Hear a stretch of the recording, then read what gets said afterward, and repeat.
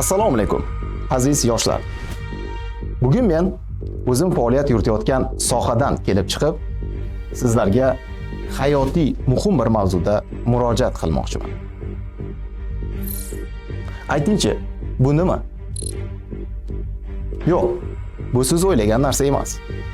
Bu bugungi kunda butun dunyoda va afsuski yurtimizda keng tarqalayotgan narkotik, psixotrop va kuchli ta'sir qiluvchi moddalarning zamonaviy ko'rinishidir. Bu kabi moddalarni iste'mol qilish insonni ruhini, aqlini va jismini quritadi.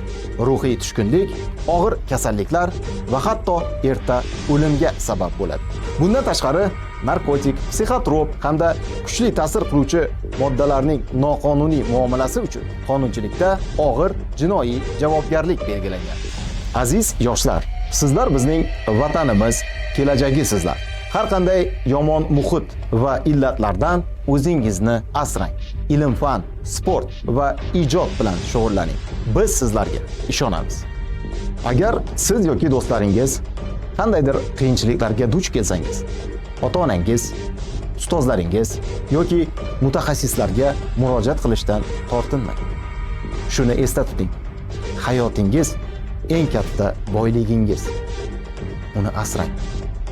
Hurmat qiling va har bir kuningizni ezgu ishlarga bag'ishlang.